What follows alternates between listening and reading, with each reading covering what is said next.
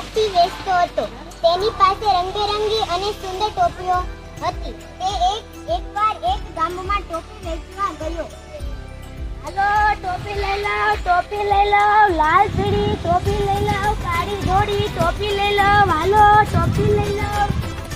તે ટોપી વેચતા વેચતા થાકી ગયો અને ઝાડની નીચે કરવા બેઠો.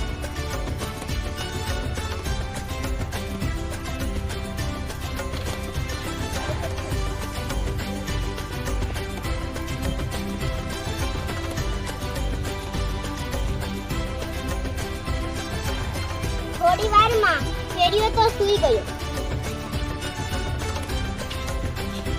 આ ઝાડ ઉપર તોફાની વાંદરા રહેતા હતા. ફેરિયો સૂતો હતો ત્યારે બધા તોફાની વાંદરાઓ ધીમેથી નીચે ઉતર્યા.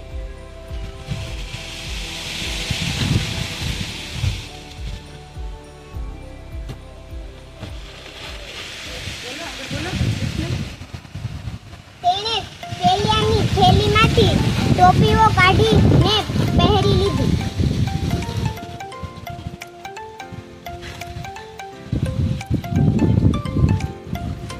બધા વાંદરા ફરીથી પાછા ઝાડ પર ચડી ગયા.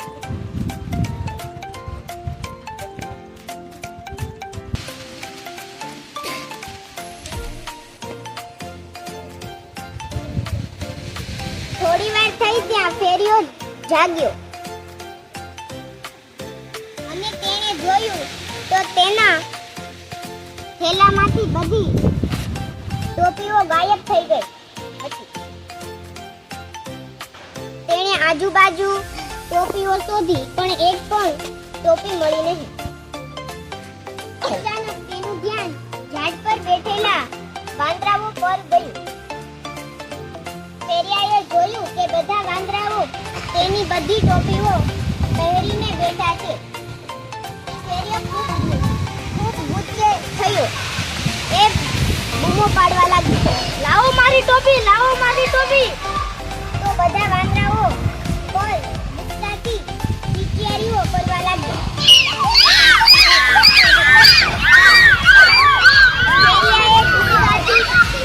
ફેરિયાએ ગુસ્સાથી પથ્થર લીધા અને વાંદરા તરફ ફેંક્યા. લાવો મારી ટોપી. તો વાંદરાઓ એ પણ ઝાડના પાન અને ડાળીઓ તોડીને ફેરિયા પર ફેંક્યા. ફેરિયો મૂંઝાઈ ગયો અને વિચારવા લાગ્યો, આ વાંદરાથી મારી ટોપી કેવી રીતે લઉં?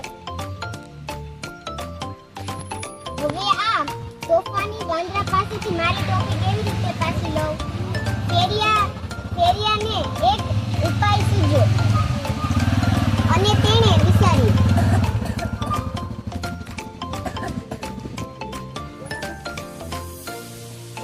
કે તોફાની વાંદરા તેની નકલ કરે છે.